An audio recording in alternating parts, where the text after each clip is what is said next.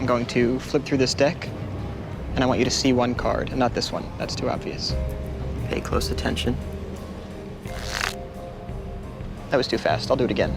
Are you ready? Mm-hmm. Okay. Did you see one? Yes. Do you have one in mind? Yes. Now, do you see your card here? No. That's because you're looking too closely. And what have I been telling you all night? The closer you look, The less you see.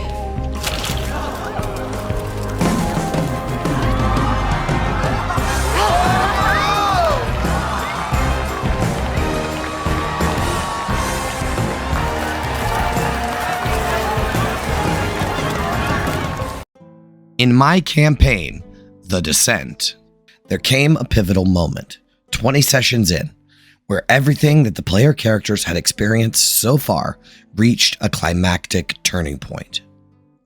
My party came to the realization that they were uniquely positioned as the only people that could save the city of Elturel. They were the only ones who understood what needed to be done, and the weight of that responsibility fell squarely on their shoulders. And after a long and difficult deliberation, they made the unanimous decision to forsake the comfort of the material plane and willingly journey to a place of possibly no return. Avernus, the first layer of the 9 hells.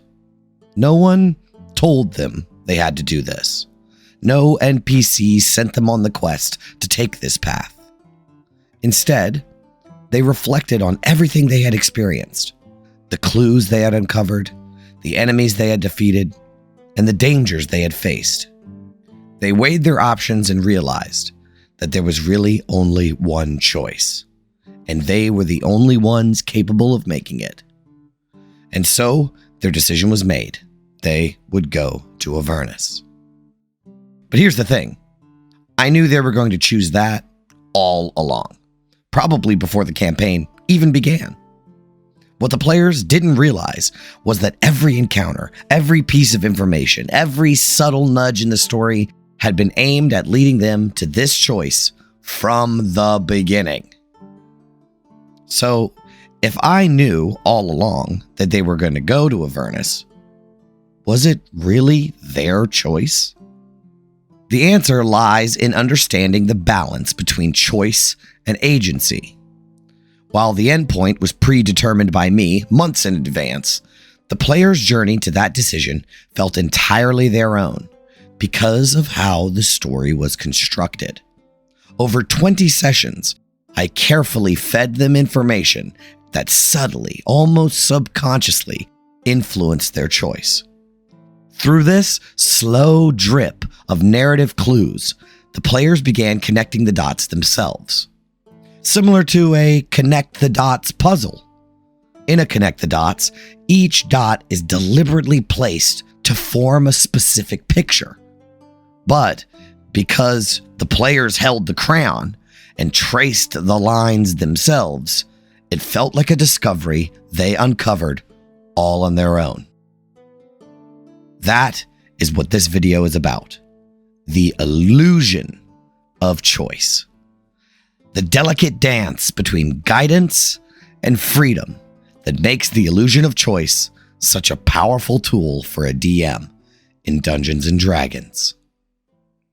Before we can discuss the illusion of choice, I think it's important to define our terms. Let's start with choice. Given that people have free will, it's easy to want to call everything one does a choice. But that's not entirely accurate, and is a philosophical debate I am not going to get into in this video. By definition, choice is an act of selecting or making a decision when faced with 2 or more possibilities.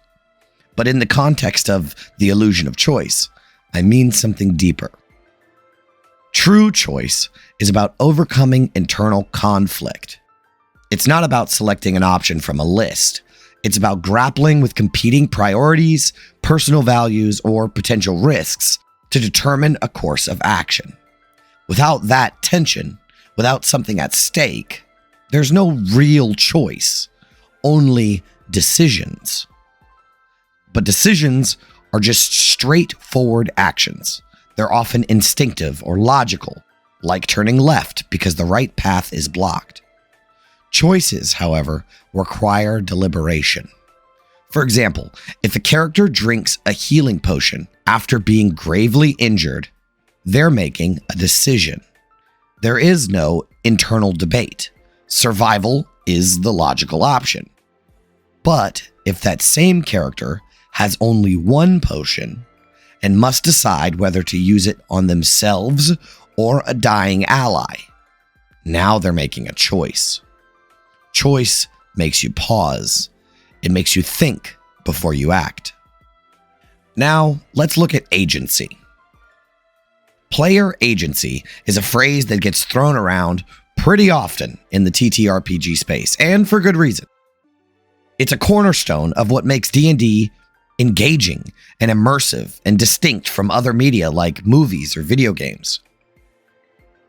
In general terms, agency is the freedom and control the players have to make decisions that impact the game world. It's the feeling that their choices matter and that their decisions shape the story.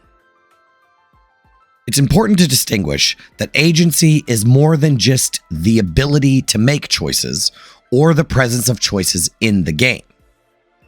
It's the feeling players get while making those choices, the sense that their decisions are important.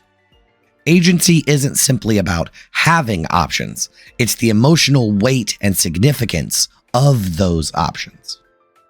That said, agency cannot exist in a vacuum. For players to have the feeling that their choices matter, there must be a payoff. Payoff is the impact their choices have on the game world. The consequences, rewards, or changes that reflect the results of their choices. The relationship between agency and payoff is what makes the game feel alive. Without payoff, the freedom to make choices feels hollow. Without agency, payoff feels unearned. The two must work together to create a satisfying narrative. So now we know the difference between choice, decisions, and agency. We have to ask ourselves, what happens when we use the illusion of choice? How can we, as dungeon masters, ensure players feel agency in their choices, even when those choices are subtly guiding them toward a predetermined path? This is where the illusion of choice shines. It's a way to balance freedom and structure, engagement and control. And to understand its power, we need to define what the illusion of choice is. One of my favorite movies of all time is 1986's Jim Henson's Labyrinth. In the film, there's a memorable moment where the protagonist, Sarah, falls into a pit trap and ends up in the clutches of the helping hands. Stop it! Help! What do you mean, help? We are helping. We're helping hands. Suspended in the darkness and disoriented, they present her with a simple choice. Well then, come on, which way? Which way? Up or down? She inevitably chooses down and falls into the oubliette, a cold, dark prison, a place for things to be forgotten. But did her choice even matter? What if she had chosen up? The film has shown us that the labyrinth is a place of shifting walls and pathways that rarely lead where they seem to. Would the hands have lifted her to the top? Or would she have been deposited in another part of the labyrinth entirely? I like to imagine that, no matter what Sarah chose, her journey would have been shaped by David Bowie's iconic Goblin King, ensuring she ended up exactly where he wanted her. This idea is reinforced in the following scene, where the Goblin King watches Sarah through a crystal ball. In the oubliette. Shut up! should not have gotten as far as the oubliette. She should have given up by now. She'll never give up. Won't she? This implies that no matter what path Sarah decided to take throughout her journey so far, she was always meant to end up in the oubliette. This scene perfectly captures the concept of the illusion of choice. Sarah believed that her decision mattered, that her choice had weight, but in reality, it was likely irrelevant. From her perspective, she had agency, but the outcome was predetermined. And yet, because she didn't know that, her experience felt authentic. She believed she had shaped her journey. The illusion of choice refers to situations where the players believe they have meaningful options or freedom to make decisions, but in reality, the outcomes are predetermined or limited or basically insignificant. It's not about deception or robbing players of agency. Rather, it's about creating the perception of agency within a guided framework. Consider the classic dungeon scenario. The corridor splits into 3 branches: left, right, or straight. It seems like the players have a choice, but it's an illusion, because this scenario operates within a closed matrix. The dungeon master has already decided what lies down each hallway. The encounters at the end of those paths have been designed in advance, and while the players might get to choose the order in which they face them, the parameters of the encounters remains unchanged. Those hallways, rather than offering true freedom, are simply arrows pointing toward pre-constructed scenes. But this is where the illusion of choice often draws criticism. Some argue that the illusion of choice undermines player agency. If the outcomes are predetermined, how can their choices matter? But here's the crucial distinction. Agency isn't about controlling the results of an action. It's about deciding what to do.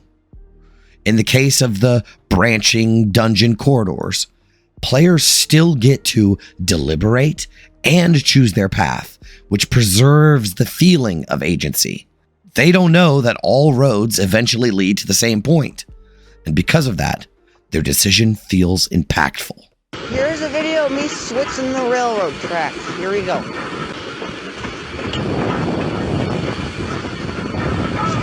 Fuck!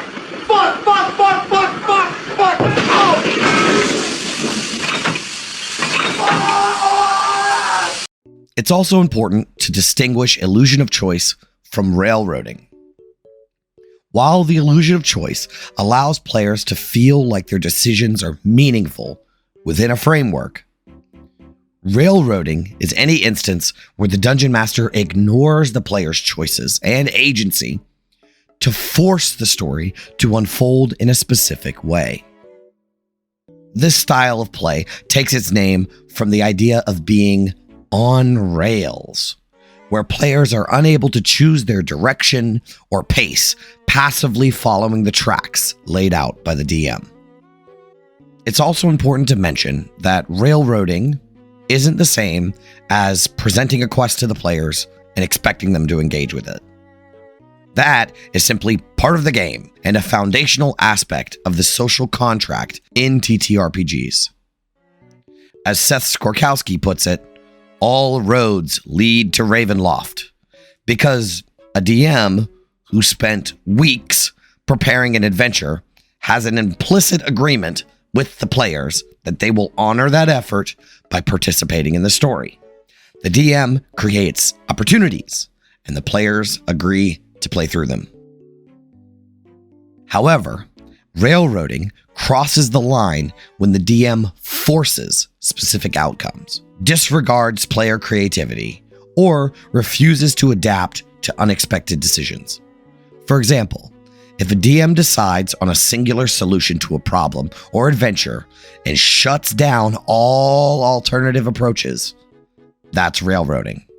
It denies the players the chance to shape the narrative and invalidates their input. If you want to dive deeper into the topic of railroading, I highly recommend Matt Colville's video called The Sandbox versus the Railroad. It's one of my favorite D&D videos ever, and I find myself returning to it frequently. Matt uses The Hobbit and The Lord of the Rings as examples of D&D campaigns to explain the difference between sandbox gameplay and railroad gameplay. It's a brilliant breakdown, and honestly, I can't suggest enough that you check it out. Ultimately, the illusion of choice influences decisions beforehand, so players feel their choices are fully their own, rather than forced like they do when they're railroaded. The distinction is in the player's perception. If they feel that their choices matter, they won't feel railroaded. I'd be remiss in a video about the illusion of choice if I didn't briefly mention quantum ogre theory. People often refer to the illusion of choice as quantum ogre theory. This theory describes a scenario where the DM predetermines a combat encounter, regardless of the player's choices. Essentially, the DM wants the PCs to fight an ogre, but the ogre itself is quantum. It exists in all potential outcomes until the players make a choice, at which point the DM places the ogre on the path they've chosen. For example, the party comes to a fork in the road. They can go left or right. What they don't know is that the DM has planned for an ogre ambush, and no matter which path they take, the ogre will be there. The illusion is that the players feel like their decisions mattered, but in reality, the ogre's placement was never tied to a specific path. It was always going to happen. When used thoughtfully, the quantum ogre is less about railroading and taking away player agency, and more about ensuring the story moves forward in an engaging way.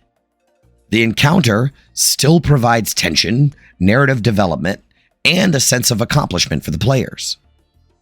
The key is that the players experience the ogre as a natural consequence of their journey, not as something imposed by the DM. My version of the illusion of choice is very nuanced. It's about subtly pushing the players in the right direction while making their choices feel fully their own. The key difference is in the subtlety. Now that we understand what the illusion of choice is, we can discuss how to implement it effectively in our games. The illusion of choice is a powerful storytelling tool, but like any tool, it should be used sparingly and skillfully. Overusing it can quickly undermine the player's sense of agency, making them feel like their decisions don't matter. Worse, if they notice it happening too often, it risks breaking immersion entirely, casting doubt on other aspects of the game, and making even genuine choices feel hollow. To avoid this, the illusion of choice requires subtlety, thoughtful preparation, and the flexibility to adapt when players deviate from your expectations. The illusion of choice works best when it gently nudges players toward a desired outcome without making them feel forced. Returning to the example from my campaign, The Descent, this was central to the moment when my players made the pivotal choice to journey into Avernus to save Elturel. From the beginning, the players were deeply connected to the plight of the people of Elturel. They witnessed the city's disappearance firsthand and escorted waves of desperate refugees to Baldur's Gate.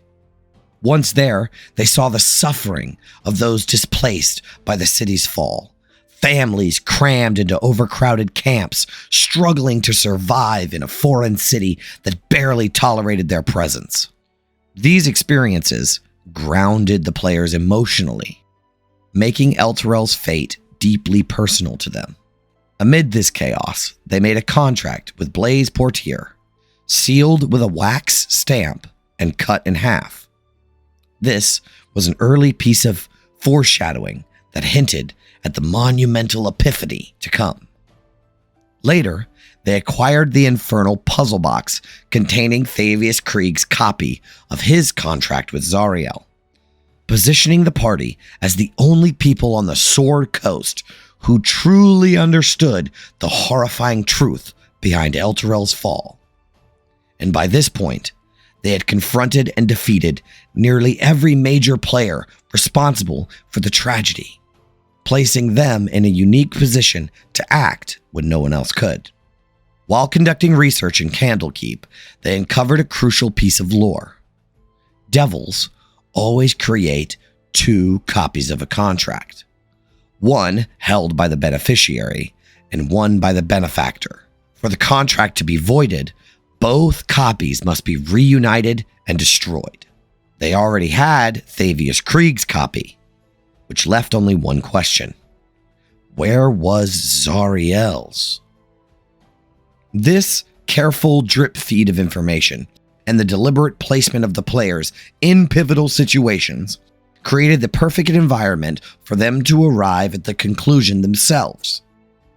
They must travel to Avernus to find Zariel's copy of the contract. And while I knew all along where they were headed and the key pieces of information they needed to get there, the players felt as though they had pieced it all together. But while it might seem like I planned for every possible outcome and fed them every piece of information they needed, the reality is no dungeon master can predict every choice the players might make. The word plot, by definition, is the chain of events that happens in a story from beginning to end. That term isn't very useful to us as dungeon masters because it implies a linear path. We can't know everything the players will do, and by forcing them to follow a plot, it'll lead to railroading.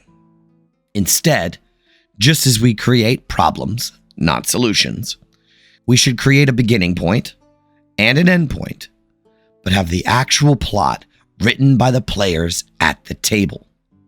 That's where the illusion of choice comes in. When I design an adventure, even branching ones, I tend to design set-piece encounters or elements that should happen regardless of what path the players take. Just like the beginning, the climax, and the resolution make narrative sense in a movie or a book, creating set-piece or milestone moments in your campaign and subtly pushing your players towards them ensures a cohesive and impactful story. It's perfectly reasonable for anyone to plan the final battle with the BBEG. It's the climax of the story. But by focusing on these key encounters and allowing flexibility in how the players approach and interact with them, that anchors the story while leaving the plot between them flexible and player-driven. But it doesn't have to be this overarching and intricate. The illusion of choice can also work on a much smaller, simpler scale.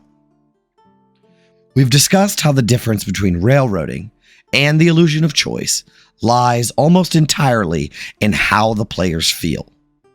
As dungeon masters, we're a bit like magicians, relying on finesse, subtlety, and a touch of deception to create an engaging experience. Magicians use a technique called patter. Patter is the deliberate and rhythmic way that they speak to guide the audience. Think of phrases like, pick a card, any card, or watch closely as I shuffle the deck. These carefully chosen words create the illusion of randomness or fairness, making the audience believe that they're in control, when in reality, the outcome has been orchestrated by the magician all along. As dungeon masters, the language you use and the subtle cues you provide work in the same way. The goal isn't to deceive your players, but to guide them without them realizing it.